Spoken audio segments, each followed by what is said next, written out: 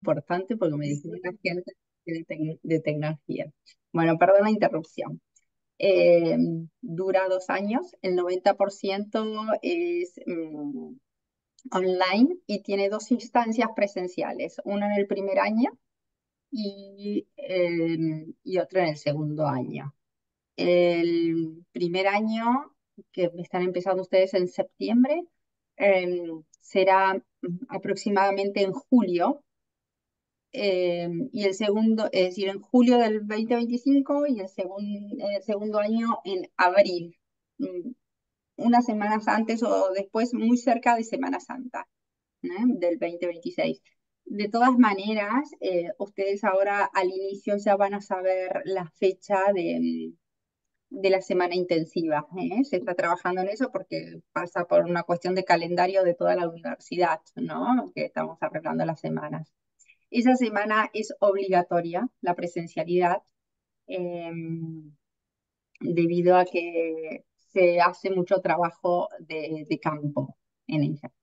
Así que es importante que estén presentes, más allá de lo que significa, del valor agregado intangible que después se hace tangible, que es el vínculo que se genera entre todos ustedes, ¿no? Porque esta maestría, lo bueno que tiene que al ser online, hay gente de Salta como de Tierra del Fuego, como de España o de México, porque nos ha pasado en las ediciones anteriores.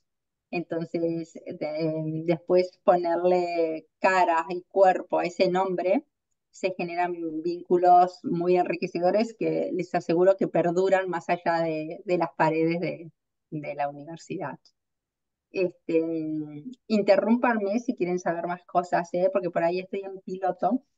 Y también asimismo les quiero comentar que cada materia es mensual, con lo cual, y eso también se lo considero debido a que todos son profesionales y tienen también una vida personal, familiar. Entonces, es una manera de poder aprovechar mucho más el tiempo y de organizarse mejor. Todo ese mes tienen una determinada materia, ¿no? Esa materia tiene clases, se dictan clases los días miércoles a las 18 horas, de 1 hora y media aproximadamente.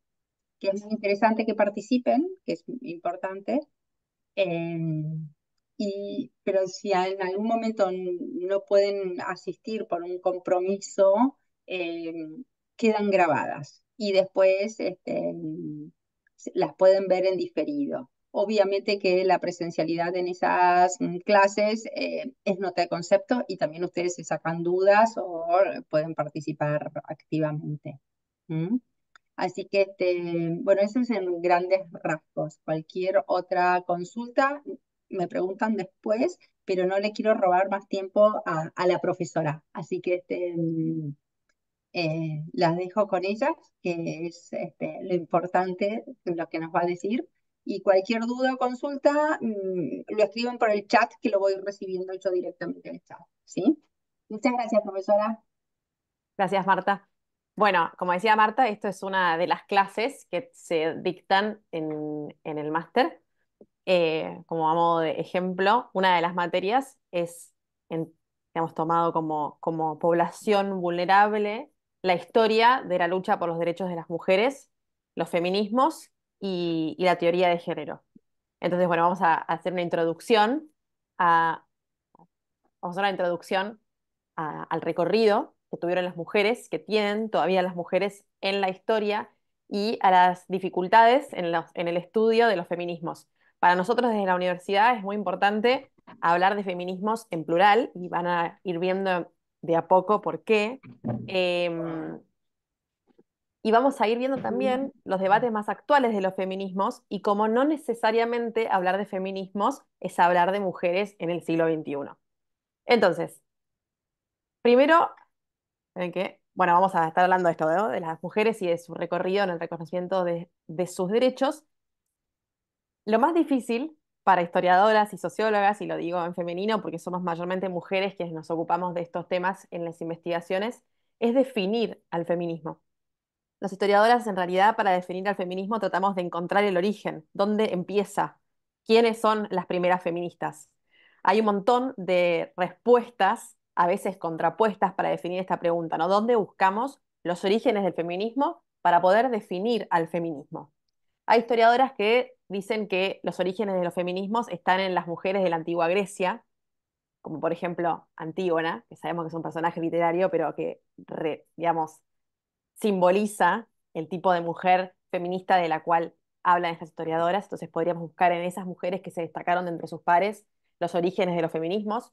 Otras sugieren que en realidad hay que buscarlos en las mujeres medievales que se destacaron entre sus pares, como Hildegarda de Bingen, por ejemplo, o en figuras como Jane Austen, que fueron las primeras mujeres en tomar trabajos que eran considerados de hombre, como escribir, y firmaban con su nombre. Y finalmente, hay historiadoras que en realidad sostienen que no se puede llamar feminista a quien no se autodenominó como feminista. Es decir, ni las mujeres de la Grecia antigua, ni las mujeres de la Edad Media, ni Jane Austen y compañía se denominaron feministas porque la palabra feminista no existía. La palabra, si buscamos los orígenes de la palabra, se encuentran en la Revolución Francesa, y se va, digamos, distribuyendo esa palabra por Europa muy de a poco, pero es en Francia donde se usa por primera vez en la Revolución para llamar a las mujeres que participaban de la Revolución la palabra feminista. Entonces, los debates para definir el origen del feminismo muestran lo difícil que es definir al feminismo. Es tan difícil buscar sus orígenes e igual de difícil definir al feminismo. Entonces, algunas sociólogas se preguntan hoy en día si todos los movimientos sociales de mujeres pueden ser considerados feministas, es decir, si podríamos definir al feminismo o a los feminismos como movimientos sociales conformados por mujeres, si eso sería suficiente para ser considerado feminista.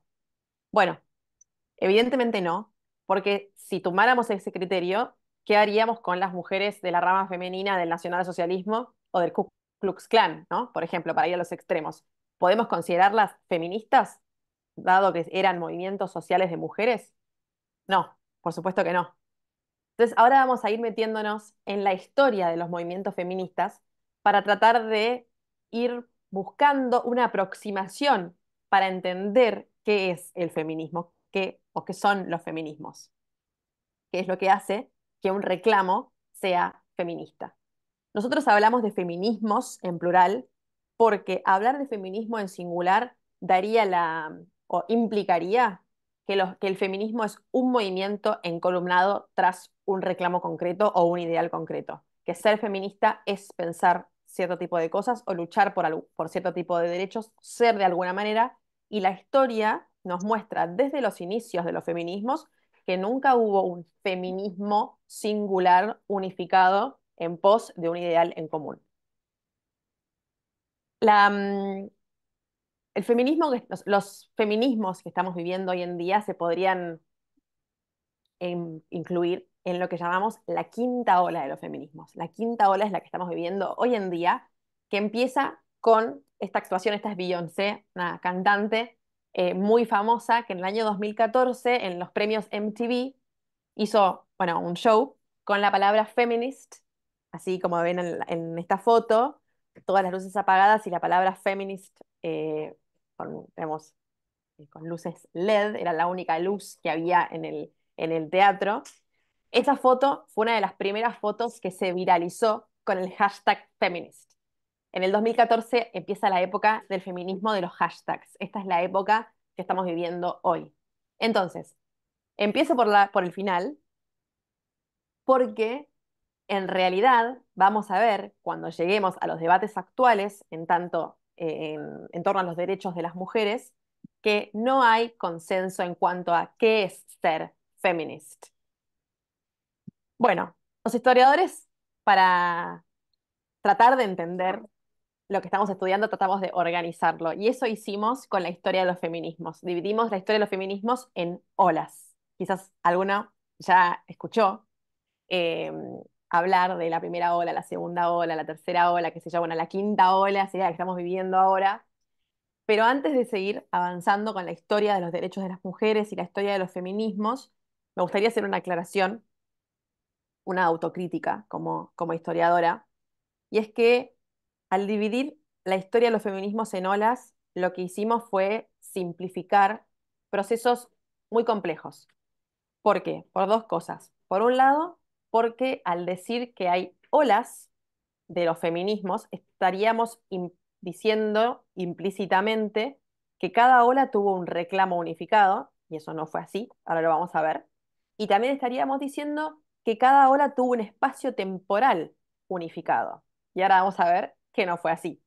Por ejemplo, cuando hablamos de la primera ola de los feminismos, hablamos fundamentalmente de los feminismos de las mujeres feministas que lucharon por el derecho al voto.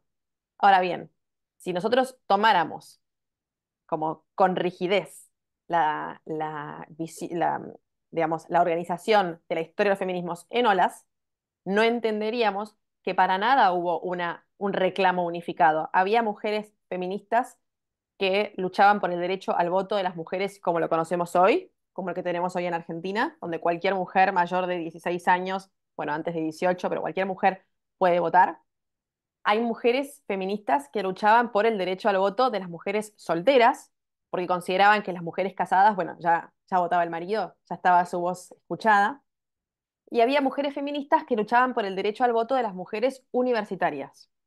Es decir, no había un reclamo unificado. A pesar de que podemos decir que simbólicamente sí, todas luchaban por el derecho al voto, no es lo mismo el derecho al voto de las mujeres solteras que el derecho al voto de todas las mujeres o de las mujeres universitarias. Entonces, haciendo esta salvedad, podemos arrancar a tratar de entender la historia de los feminismos. ¿Por qué usamos las olas o esta metáfora de las olas si es tan simplista? Porque, bueno, porque nos ayuda a entender, ¿no?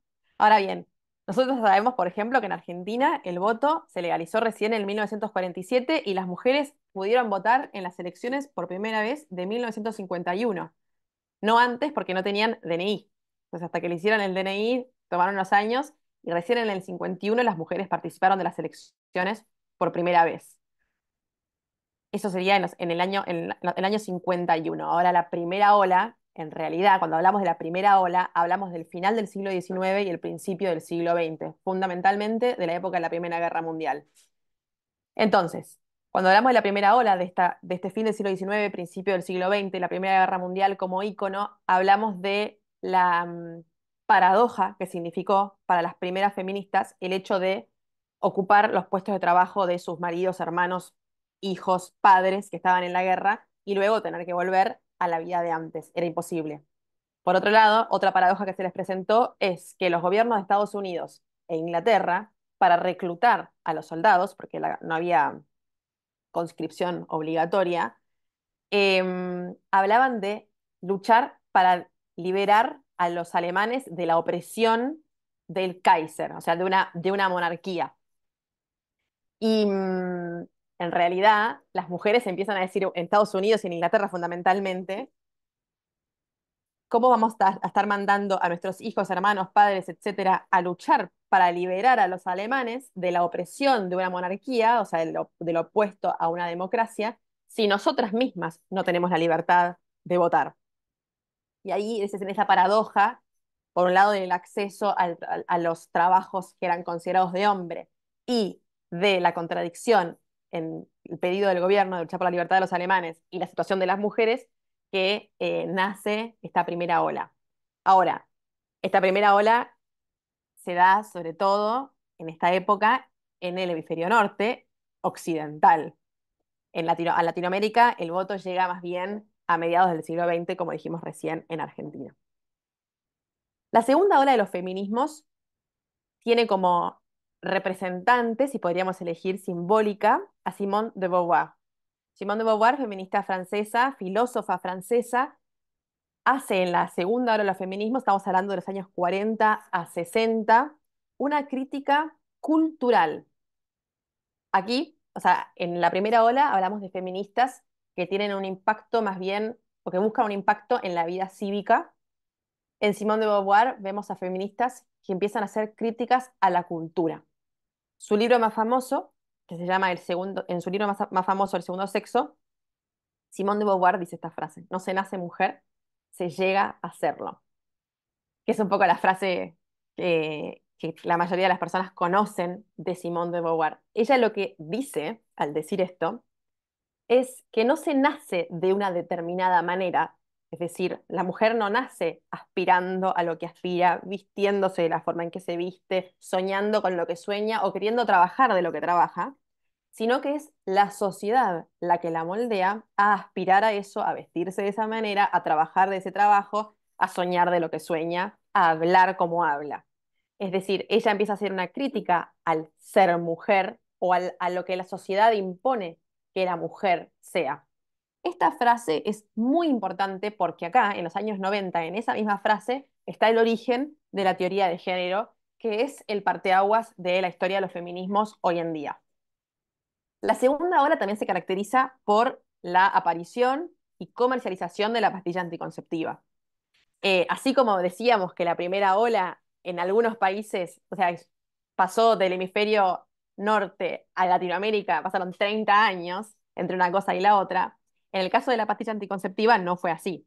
Se inventó en el año 60 y en el 61 ya estaba comercializada en prácticamente todos los países de Latinoamérica y Europa occidentales, por supuesto, los países occidentales, al mismo tiempo.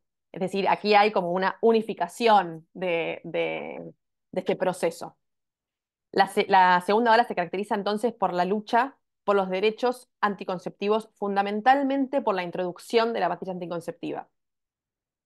Este evento es otro ejemplo clarísimo y cada vez más actual de cómo la historia de los feminismos no es una historia unificada, porque la pastilla anticonceptiva o píldora, como se le dice en el resto de Latinoamérica, no fue recibida con unanimidad por parte de todos los feminismos en el mundo.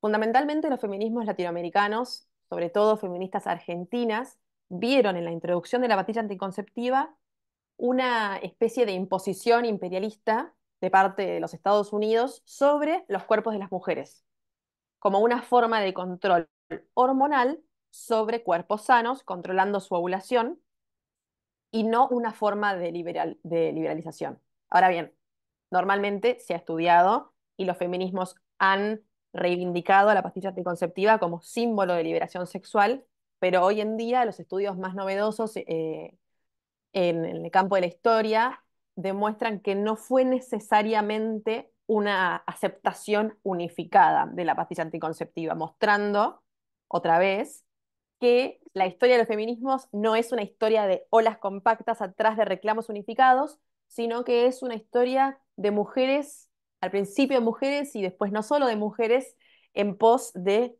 a veces mismo reclamo y otras veces diferentes aristas del mismo reclamo y otras veces en pos de diferentes reclamos. La pastilla anticonceptiva es un tema muy actual, al cual vamos a volver cuando hablemos de los debates actuales en el seno de los feminismos sobre los derechos de las mujeres. La tercera ola, ahora sí, estamos hablando de los años 90, ya nos vamos acercando a nuestros días, se caracteriza fundamentalmente por el pensamiento de Judith Butler, que es una de las precursoras de la teoría de género. Judith Butler es una filósofa norteamericana que en su juventud, estudiando filosofía, lee a Simone de Beauvoir. Vamos a volver a la frase de Simone de Beauvoir. Lee esto: no se nace mujer, se llega a serlo. Y ella le da una especie, Judith Butler, de vuelta de tuerca filosófica al pensamiento de Beauvoir. Dice, bueno, si no se nace mujer, sino que la cultura hace que la mujer llegue a ser de determinada manera, ¿puede la mujer llegar a ser otra cosa? O sea, si no se nace mujer, ¿se puede llegar a ser otra cosa? Es en ese pensamiento o en esa vuelta de tuerca filosófica que se encuentran los orígenes de la teoría de género a la cual nos vamos a referir en un ratito. Judith Butler plantea que los roles masculinos y femeninos no son biológicamente fijos, sino que se construyen socialmente. Ella basa su teoría, a la que llama teoría de la performatividad, en su propia experiencia de vida. Ella cuenta en su libro El género en disputa que ella, de chica, veía a su abuelo y a su abuela, y a su papá y a su mamá, de cierta manera imitar a los actores del momento que eran Clark Gable y Greta Garbo, en sus formas de vestir, en su forma de hablar. Ella veía que había una suerte de performance en el género, que no es que las mujeres eran como Greta Garbo y los varones eran como Clark Gable, sino que había una especie de imitación, de performance. Ella empieza a hablar de que al final lo femenino y lo masculino es una performance y que no tiene un anclaje en la biología. Acá, que está el inicio de la teoría de género, hay una especie de parteaguas en la historia de los feminismos. ¿Por qué? Porque la teoría de género, al borrar la división binaria entre mujer y varón, o sea, al decir que no existe un anclaje biológico para esa división binaria, lo que hace es decir que, bueno, entonces los feminismos no luchan necesariamente por los derechos de las mujeres, sino que luchan por los derechos de las minorías en general. Acá sí hay un parteaguas, como decía, en la historia de los feminismos, porque hay feministas que empiezan a decir, bueno, si borramos la distinción binaria entre mujeres y varones, si lleváramos este pensamiento al extremo, que no existe el ser mujer y el ser varón, sino que existen los roles masculinos y los roles femeninos, independientemente del sexo biológico, entonces, ¿por qué lucharon los feminismos? ¿O por qué luchan los feminismos? ¿No? Esa es la crítica interna que se hace dentro de los feminismos a feministas como Judith Butler. Entonces, de vuelta, volvemos a la paradoja inicial, ¿no? ¿Podemos hablar de olas? ¿Podemos hablar de reclamos unificados en cada una de las olas? Bueno, no. Vemos que no es que los reclamos que había en torno al derecho al voto no eran necesariamente los mismos. Lo mismo los reclamos en torno a los derechos reproductivos en los años 60 y tampoco en los años 90 en relación con la teoría de género. Una de las consecuencias de la teoría de género, de la tercera ola, es la introducción de las minorías en la cuarta ola de los feminismos. Estamos hablando de los principios de los años 2000, principios del siglo XXI.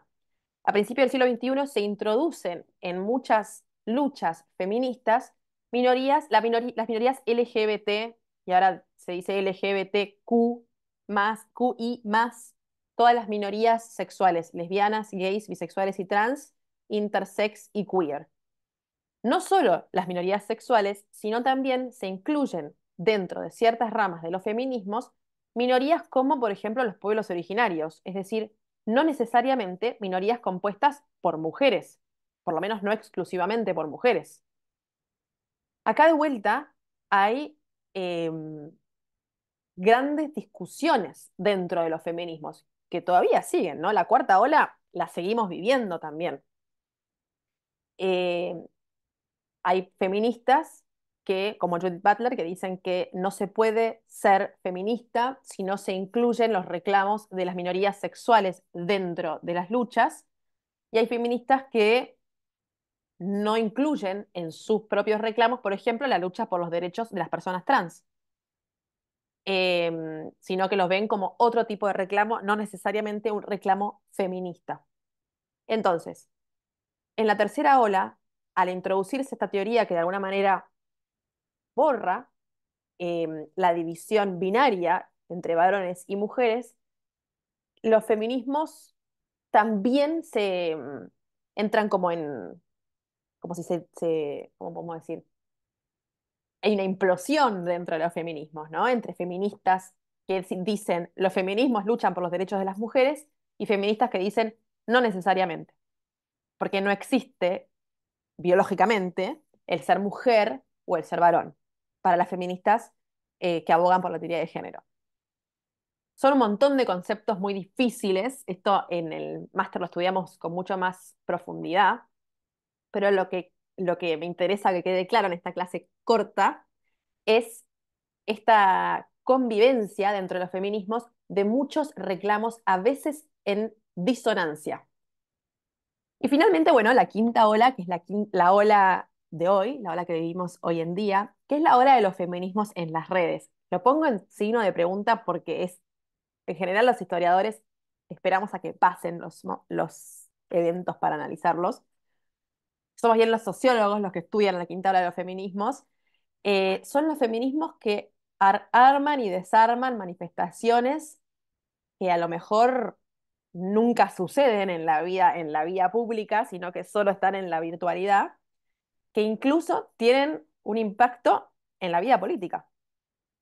Normalmente a través de hashtags, por ejemplo, Ni Una Menos, que es, bueno, igual es así, es una marcha presencial, pero que se originó y tiene un impacto enorme en las redes sociales, o Time's Up, o Me Too en Estados Unidos, o acá también el hashtag Mira cómo nos ponemos. Hay un montón de manifestaciones virtuales directamente, algunas terminan en marchas, otras no necesariamente, que tienen un impacto directo en la vida pública. Bueno, esos son los feminismos de hoy en día, ¿no? Ahora, ¿quinta ola significa fin de la tercera y de la cuarta? No necesariamente, no. Hay una convivencia de algunos reclamos de la tercera con algunos reclamos de la cuarta y esta cultura streaming en la que estamos viviendo. Ahora, cuando nosotros hablamos de feminismos, es muy importante, de feminismos actuales y los debates que hay hoy en día en los feminismos, es muy importante encontrar temas de consenso dentro de los movimientos feministas y temas donde hay todavía tensión. Nosotros por eso es que en el máster em, tomamos como muy importante hablar de esto en plural, de feminismos en plural, porque al hablar en plural incluimos dentro de los feminismos a todo este tipo de reclamos, que a veces tienen puntos en común y otras veces puntos de tensión. Por ejemplo, hay consenso general en todos los feminismos de que tiene que haber una paridad de género en cargos laborales y políticos, o sea que las mujeres no pueden sufrir discriminación al acceder a un trabajo por ser potenciales madres, por ejemplo. Eh, Ahora bien, a pesar de que hay consenso en cuanto a que debería haber paridad de género, es decir, igual salario por igual trabajo, independientemente del género de la persona, no hay consenso en cuanto a la solución a este problema. Hay feministas que abogan, por ejemplo, por la ley de cupo, donde las empresas y partidos políticos tienen que tener 50% de su planta mujeres y 50% de su planta varones, y feministas que ven en la ley de cupo una manera más de estigmatizar a la mujer, porque terminaría, se preguntan estas feministas, en ese trabajo por su condición de mujer y no por su capacidad, por ejemplo, intelectual, política, etcétera. Después hay consenso en cuanto a la necesidad del fin de la violencia y los feminicidios. Bueno, tema más actual que este en Argentina no hay, vamos a decir. Y hay consenso en cuanto al fin de o a la revisión de ciertos estereotipos de lo que implica ser mujer o ser varón. Estereotipos que rigidizan cuestiones que no son rígidas. Por ejemplo, esto por ahí es muy simple, pero hasta hace poco tiempo en la Facultad de Ingeniería las mujeres se contaban con los dedos de una mano. Porque había una especie de estereotipo de que el varón tenía mentalidad más matemática, cosa que no tiene ninguna evidencia científica. Y hoy en día no. Hoy en día hay una paridad mucho mayor en este tipo de universidades. Pero bueno, hay un consenso en cuanto a la necesidad del fin de este tipo de estereotipos que solamente rigidizan situaciones em, o procesos muy complejos que no son rígidos. Y luego encontramos temas donde los feminismos entran en tensión. Un poquito hablamos de tensión dentro de los feminismos cuando hablamos de la teoría de género, cuando hablamos de la inclusión de las minorías en los reclamos feministas y también cuando hablamos de las soluciones a, al- a la disparidad que todavía hay en los cargos políticos y en las empresas en cuanto al acceso al trabajo a las mujeres. Una cosa que no dije, pero otra forma que encontraron ciertos feminismos de solucionar la discriminación de género en el acceso al trabajo, que en general tiene que ver con la posible maternidad y por ende con la toma de licencias por maternidad de las mujeres, es que varones y mujeres se les dé exactamente la misma cantidad de meses de licencia de maternidad y de paternidad. En España, por ejemplo, es así, en la mayoría de los trabajos, hombres y mujeres, varones y mujeres tienen la misma cantidad de meses. De alguna manera tratando de combatir a la discriminación por maternidad o por posible maternidad que pueden sufrir y que sufren las mujeres al acceder a los trabajos. Ahora, cuando nos metemos en temas de tensión, uno de los temas más importantes es, y lo en Argentina lo hemos vivido muy fuerte, es la legalización del aborto. A pesar de que hay consenso en cuanto a la problemática del aborto, hay consenso en todos los feminismos de que los abortos clandestinos son una tragedia y que hay que combatirlos, no hay, no hay consenso en cuanto a la solución. Hay feministas que plantean que la legalización del aborto es la solución para el fin de los abortos clandestinos y hay feministas que plantean que debería haber un acompañamiento a la madre eh, y a la vida que lleva, ¿no? A las dos vidas. En cuanto al matrimonio y a la religión, que podemos poner como juntos en este caso, hay feministas que ven, como por ejemplo decía Simone de Beauvoir, en el matrimonio y en la religión una especie de cárcel para la mujer que impide su desarrollo profesional. Em, Betty Friedman, feminista americana, habló muchísimo ella hablaba de los campos de concentración domésticos, que el matrimonio para muchas feministas era una especie bueno, de campo de concentración, donde se invisibilizaban violencias domésticas, violencias de género, y donde se imposibilitaba que la mujer se desarrollara profesionalmente. Hay feministas, en cambio, que ven en el matrimonio una vocación, un camino de vida que no impide ni impidió su desarrollo profesional. Algo similar pasaría con la religión, ¿no? La anticoncepción. La anticoncepción es un tema de mucha tensión, sobre todo y cada vez más tensión.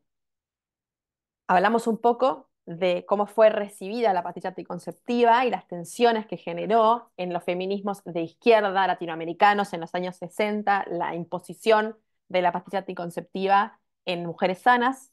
Em, y ahora cada vez más hay una revisión en torno a si la pastilla anticonceptiva fue o no una liberación feminista.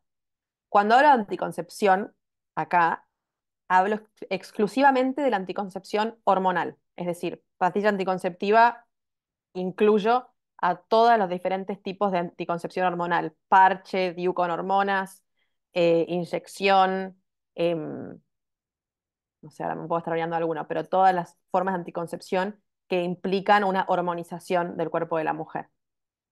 Hoy en día conviven dentro del feminismo feministas que eh, promueven la anticoncepción hormonal como una forma de decidir sobre el propio cuerpo, de decidir cuándo ser madre o si ser madre o no.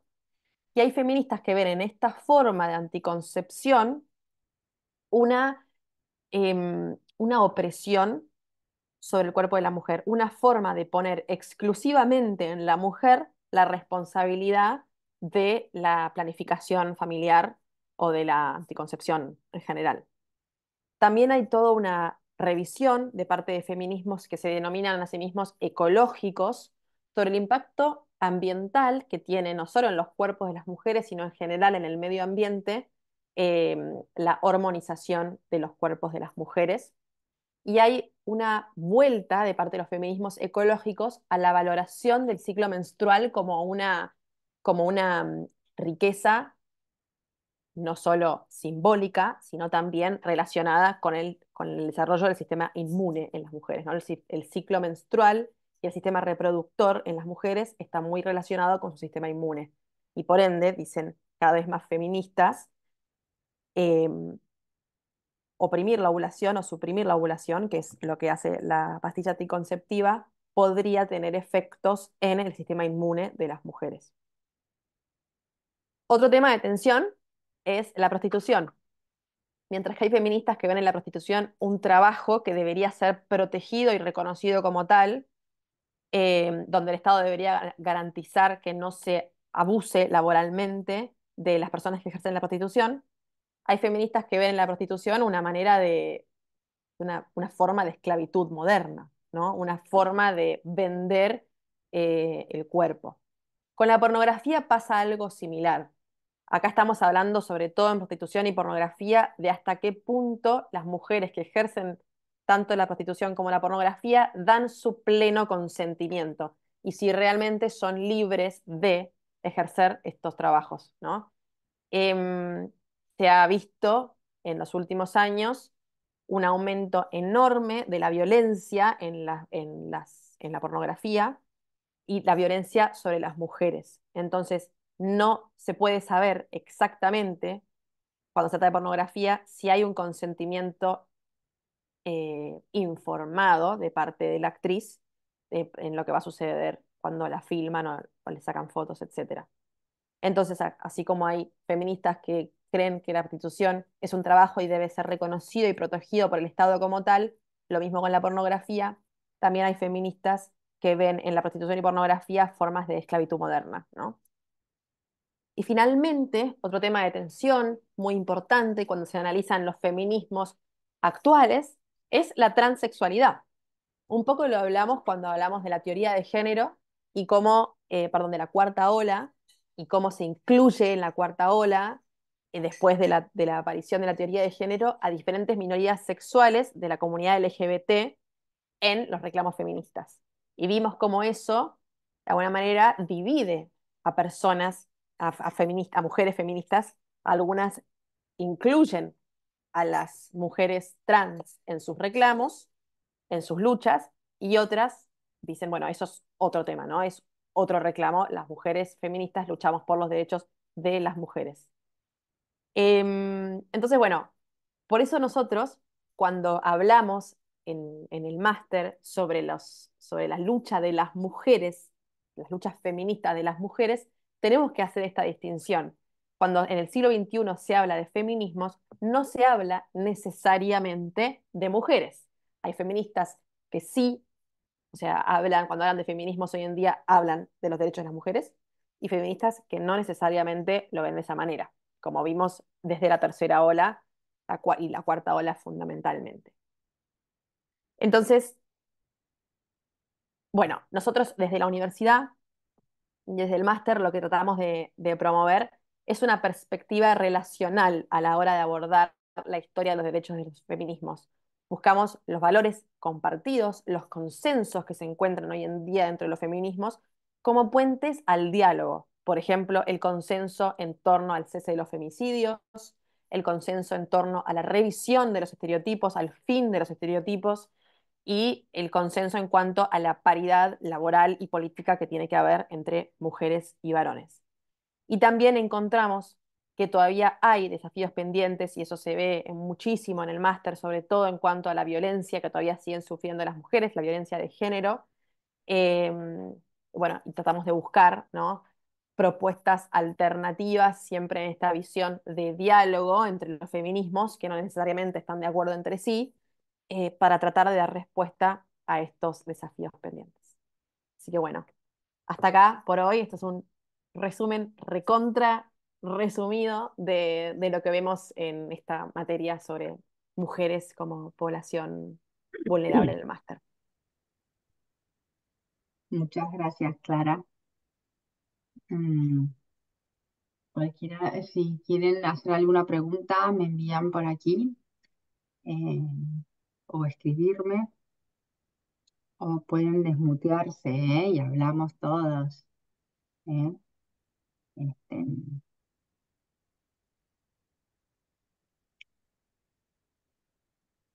Yo quisiera comentar algo que, pues, Hola, Graciela, sí, un gusto. ¿Querés dejar de compartir, justo, Clara?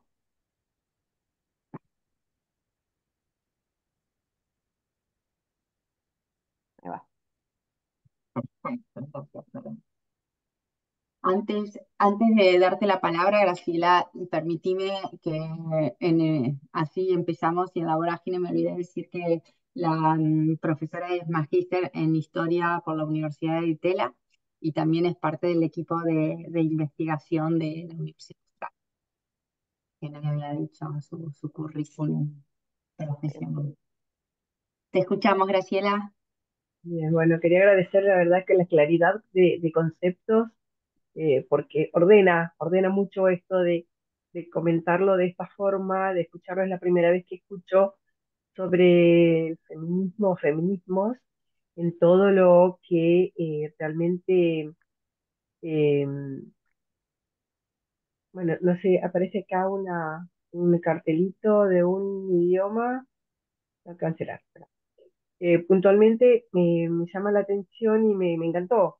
Muy sintético, muy claro, esto de analizarlo por etapas, que no, hasta el día de hoy no lo había escuchado tan claro y tan conceptual como para poder interpretar la evolución, ¿no? Del feminismo. He participado siempre de muchas conferencias, de charlas, capacitaciones y nunca lo había escuchado tan claro y Bueno, dar un panorama tan amplio en tan pocas palabras y marcando bien las etapas de todo esto, la verdad, gracias porque la verdad que ordena mucho todo lo que uno escucha durante tantos años.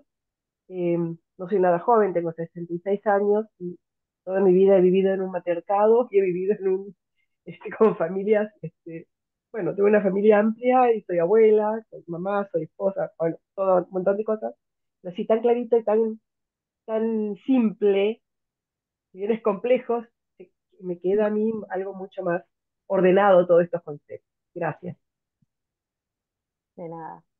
muchas gracias.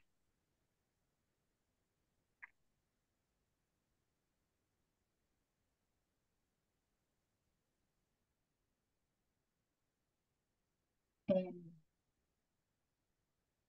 Acá me pregunta Norma sobre dónde se puede ver la clase grabada. Después se les envía ustedes van a recibir un mail con un acceso a un link y ahí pueden ver la clase grabada. ¿Sí?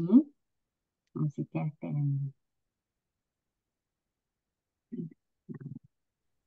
Hola, bueno, muchísimas gracias. Gracias, gracias. gracias a ustedes. Más allá de la clase de la profesora, si quieren saber algo más acerca de la maestría, aclarar dudas. No, yo quería preguntar sobre los desafíos pendientes, ¿no? Que vos decías de la violencia de género. Con eso falta mucho hacer todavía, ¿no? Por más que está en la comisaría de la mujer, uno puede acudir, pero generalmente no te escuchan. Si no vas con el cuchillo atravesado, no te toman denuncia. O sea, yo creo que todavía falta bastante. No sé si hay algún otro desafío, ¿no? Además de ese. Sí, sí, bueno, algunos de los desafíos los introdujimos. Uno, el más importante, es todavía el tema de la violencia de género. También hay desafíos pendientes en cuanto a la inclusión en los trabajos de las mujeres y al cese de la discriminación de género en el acceso a los trabajos y a la participación pública, ¿no? Uno de ellos es la maternidad o la posible maternidad, como un foco de posible discriminación a la hora de acceder a cargos laborales y políticos. Pero sí, ahí ese sería otro desafío. Pero así hay un montón que después vemos en el máster. Bueno, bueno, gracias.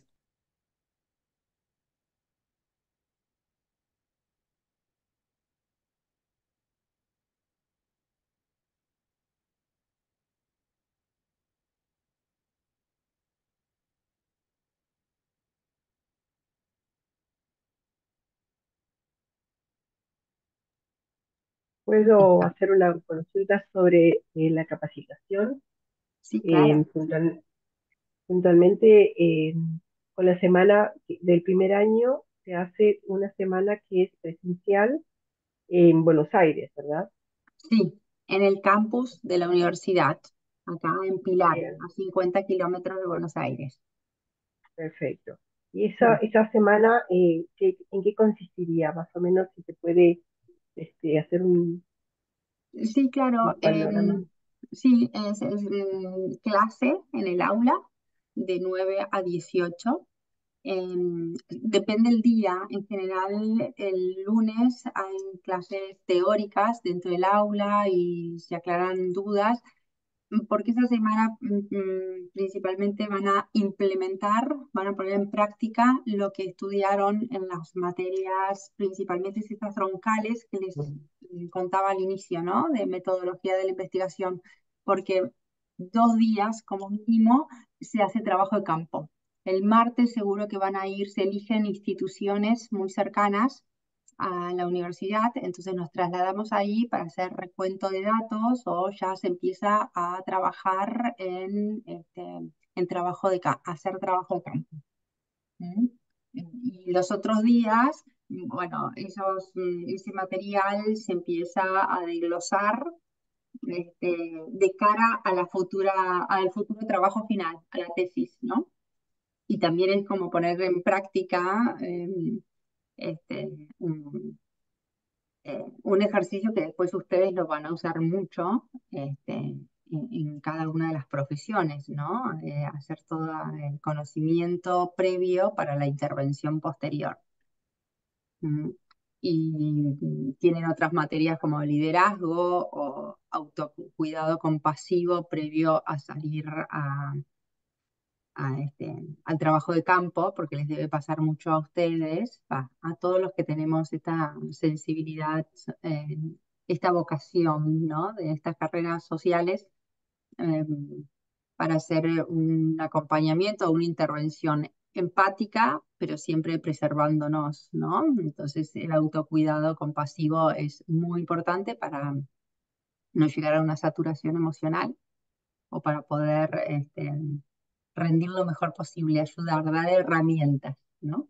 Enseñar a pescar y no dar el pescado, diríamos en criollo. Así que pasa por ahí. Entonces, hay algunas materias teóricas, pero principalmente es prepararnos para el trabajo de campo. Gracias. No, por favor, Gustavo. ¿Yo puedo? Hola, Claro. Hola.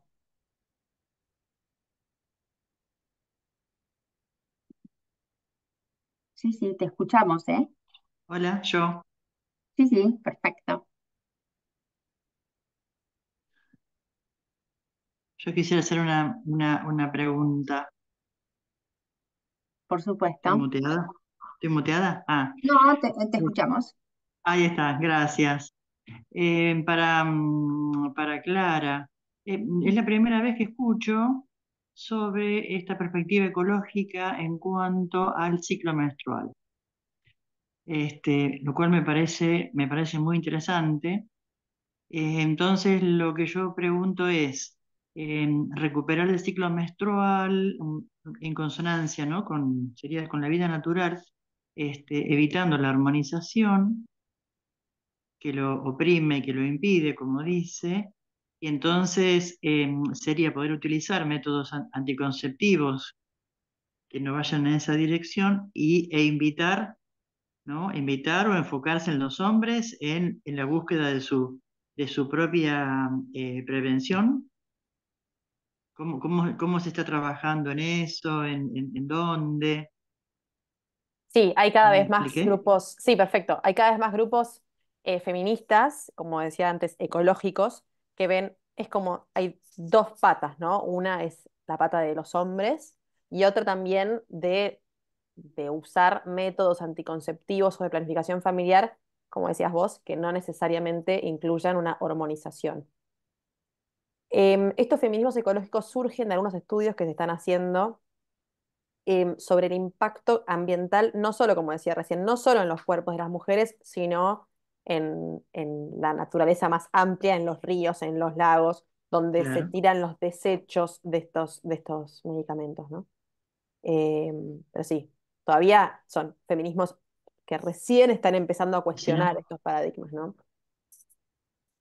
Claro, en eso estaba pensando, es una perspectiva muy, muy avanzada, y que lejos está de llegar a las poblaciones como las nuestras, mismo, ¿no? En nuestros interiores. Yo soy de una localidad rural del centro de la provincia de Buenos Aires, y aquí recién están trabajando las especialistas con el tema de la ESI y preparando, ¿no? Informando y enseñando a las jovencitas y de ahí para arriba en la anticoncepción no deseada.